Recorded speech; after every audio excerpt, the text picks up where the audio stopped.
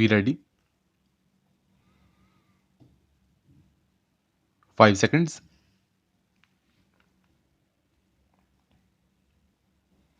Start.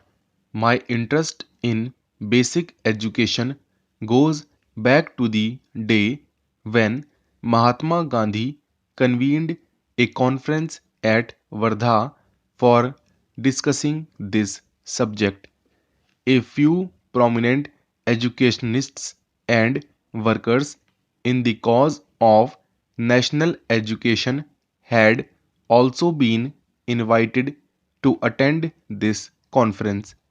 I have been in touch with the progress of this system of education ever since. I am therefore happy to have got this opportunity to come here and speak to you about what I feel about this problem, although I know I might be repeating the views expressed by me earlier. It is also likely that the views which I express are not in consonance with those of others, particularly of educationists.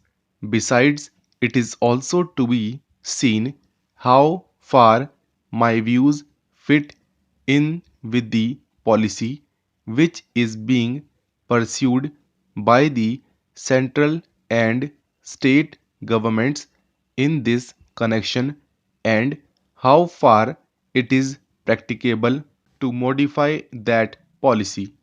Therefore, I hope what I am going to say will be taken as my personal opinion and that you will discuss it as such with an open mind without fear or favor.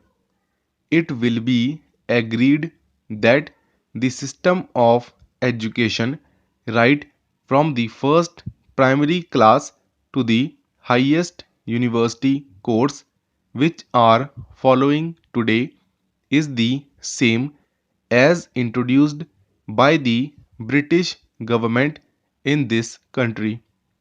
We have not been able to introduce any fundamental change in that system even after the attainment of independence.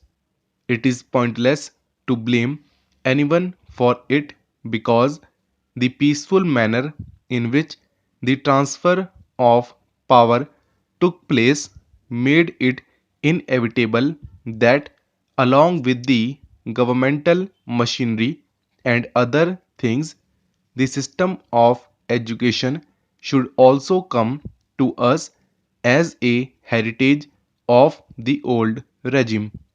It is now our duty to give thought to each one of these problems and decide in the light of present day condition how they can be solved and then to act upon what we have decided. There is no doubt that in introducing this system of education, the principal motive of the British government was to secure as much advantage as possible for establishing itself in this country.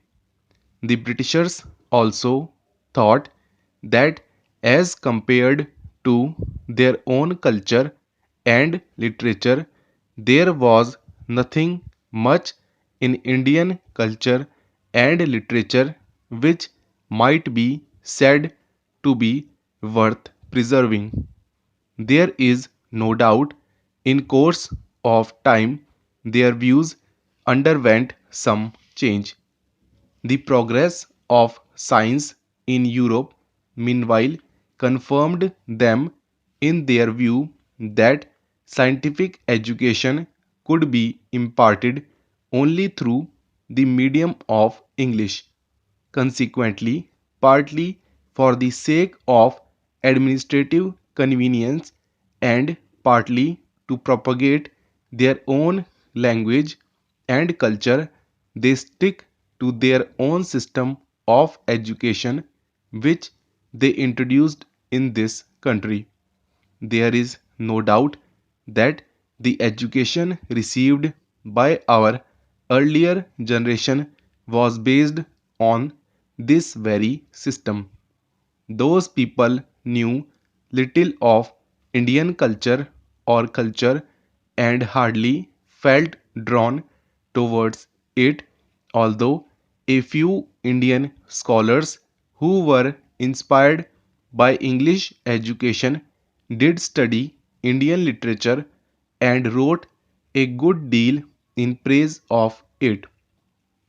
Thus, we find two schools of thought in this country. The followers of one school believe that our own language alone can be the medium of education, and until that is done, education is bound to remain confined to a small section of society and will never spread among the masses.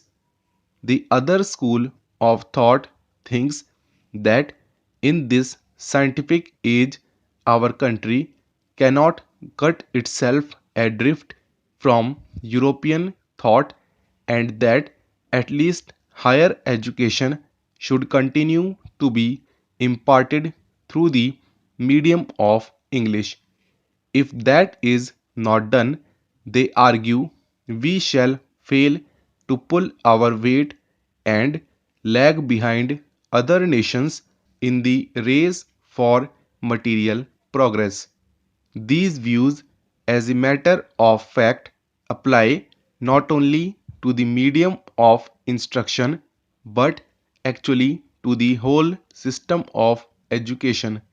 Our people have responded more and more to the call of education during the last 50 years, and this is evident from the phenomenal increase in the number of educational institutions.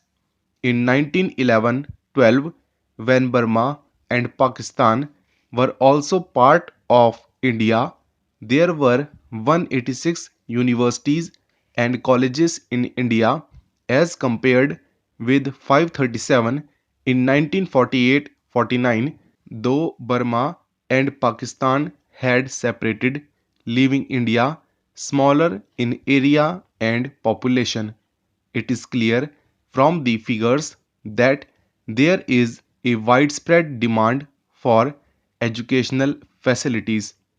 This demand is no longer confined to towns alone, but is evident among people of the rural areas also.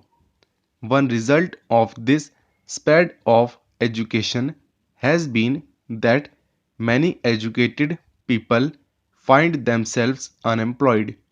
Government jobs and service in private undertakings offer limited openings for the educated.